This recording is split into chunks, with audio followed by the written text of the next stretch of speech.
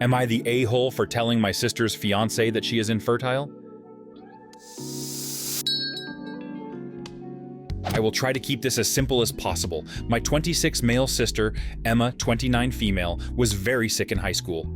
Her choice was either to die young or be able to conceive children. It was a hard decision for her, and she doesn't like to talk about it. She has been dating Adam, 29 male, for about 6 years, and he is really nice. The whole family loves him. He proposed to her last year, and they were planning to marry in March next year. But here's the problem: Adam really wants children. He always plays around with our little cousins at family events and talks about what he wants to do and teach his future children. We always thought that they were just going to be adopting, so we never brought it up. But since the engagement, I have noticed that he always talks about them as their children, as in biological. I don't know how to explain it, but it didn't seem like they were going to adopt a child. After thinking about it for a while, I decided to talk with Emma about it. I asked her out and gently brought up the topic. She did seem a bit angry about me mentioning it, but she explained to me that Adam treats adoption the same as giving birth and that he is happy all the same. It sounded believed, but I know my sister. She was lying. During the entire conversation, she could not look me in the eye. After a month, I finally decided to talk to Adam. This Sunday, we were gathered at my parents' house for dinner, and while everyone was busy and we were alone, I asked Adam how the adoption proceedings were going. Were they going to start now or after they got married? He looked surprised and asked me what I was talking about. I mentioned how he wants many kids, so they should probably be starting with the whole process early. He asked me if Emma wants to adopt a child, because they had never talked about it. Since my parents were coming back, I asked him to talk to me later. Around the end of dinner, I asked him for some help with my phone and lead him to the balcony, and I was honest with him. I asked him if he knew that Emma can't have children. At first, he thought I was joking, but when he saw that I was serious, he got this dead look on his face. I told him some of the details and said that it would probably be best if he talked with Emma for the full story. He was quiet for the rest of the evening. When they got home, they apparently got in a major fight. I know that he is currently staying with friends and asked for the ring back, but nothing else. Emma hates me, and our parents are mostly on her side and think that I shouldn't have said anything. I thought I was doing the right thing. This is such a huge secret to keep from your future partner. But maybe it really wasn't my place to say anything. Not the a-hole. I'm struggling with this because it is obviously such a big betrayal of your sister. It wasn't your secret to tell. And yet, marrying someone while leading them on about something that can never be. That seems like an even bigger betrayal. He deserves to know. She deserves someone to love and to raise children with. But it has to be someone she is honest with about how they are going to do it. Emma hates you, but you did the right thing. Hopefully Adam will forgive her, and they can live happily ever after with their adopted children. But the chances of that would have been much higher if she had been honest with you. Remember, she also lied to you in saying that she had talked with Adam about this. And as a result, her lie made it almost reasonable for you to talk to him about it. I mean, she said that she had told him, so what was there for you to reveal? So Emma seems to be chalking up additional a-hole points, and I'm feeling even more forgiveness for you here. Personally, I would have kept up plausible deniability. You told me he knew. You said you guys were planning adoption. All I did was ask him about plans I was under the impression you were both aware of. How did I do anything wrong? That's exactly how I would say it. Hey, the only reason I brought it up was because you specifically said he knew. If she tries to say you knew she wasn't being truthful about it, then call her out for lying to both of you. While it wasn't his place to get involved, he is definitely not the a-hole, because her fiancé needed to know, and her not telling him for that many years is one of the biggest betrayals someone can do to another in a relationship. She willingly kept the info to herself, and now she gets to reap the consequences of choices. That's seriously a shitty thing to do. No excuse would make me forgive that if I were him. Not the a-hole. Though I think I would have first told my sister, I know you're lying, either you tell him the truth or I will. But honestly, she had 6 years to tell him. The guy needed to know. I've seen this backfire and made the honest one look horrible due to the initial liar making up further lies and manipulating the situation. Otherwise, I'd agree, but I think when things settle and people aren't so emotional about her sister losing someone she loves, and her sister isn't so distraught, they'll realize it was the right decision to make.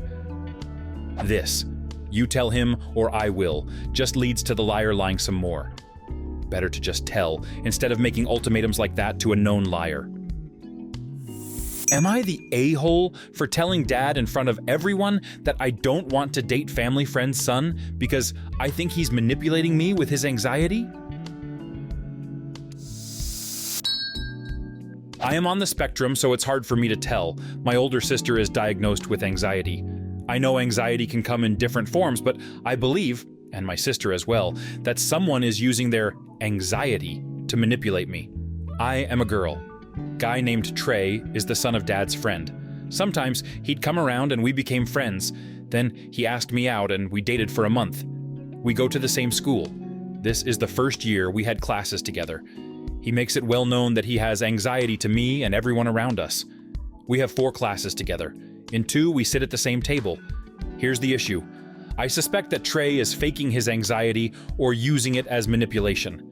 In the 2 classes where we sit close, he always suddenly starts breathing really heavily and working up a worried expression, burying his face in his hands and shaky breath. It lasts for like 20 seconds, then repeats about 20 mins later. I know to be polite and ask if he's okay, but it just feels very off. From knowing my sister, she seems genuinely scared in panic attacks. Trey doesn't seem scared, he just seems calmer immediately after someone gives him empathy. Sometimes I even see a smirk. Or he'll suddenly go into an anxiety attack, saying it feels like the world is caving in over and over, and then run over to adjacent tables to put his head on their desks and get their sympathy. Kinda distracting in my opinion, but he doesn't leave until someone asks him if he's all right. It just is kinda off, like usually in anxiety attacks you'd be just trying to get through it, so I'd find it hard to immediately think about running to adjacent tables and making it known. I thought most people don't want others to know when these panic attacks happen. He keeps doing it more and more. It's like a daily occurrence by now. He only started after we began dating. In the 2 classes, we aren't sitting close. He will never have a single anxiety attack. He'll be loudly talking to friends. It just is kinda off because his behavior isn't ever consistent. Anyways, he doesn't do this anxiety stuff in front of Dad or when we all are together. Guy seems charismatic elsewise, kind and polite. But yeah, after a month I felt like he was fishing for attention and sympathy from others, so I broke up with him. Politely, OFC. I just made some excuse that I wasn't ready. Needed time to phrase it correctly to Dad, so I kept the news to myself. Well, our families had dinner together last weekend, and in front of everyone, Trey asked me why I broke up with him. Huge shock for everyone. He started accusing me of seeing someone else as the reason since I was giving him less attention at school. And I didn't handle this very well. But I was embarrassed and mad and impulsively said that it was because he was a dramatic person and manipulating others with his anxiety. Dead silence, awkward drive home. Dad is mad at me. Other family is mad at me too. Am I the a-hole for having this opinion? And am I the a-hole for my actions? Not the a-hole, I would stop accusing him of faking and just play his game. I broke up with you because it's clear that I constantly trigger your anxiety. You are completely fine when I'm not around. But whenever I am with you, you have an attack. This type of relationship was never going to work.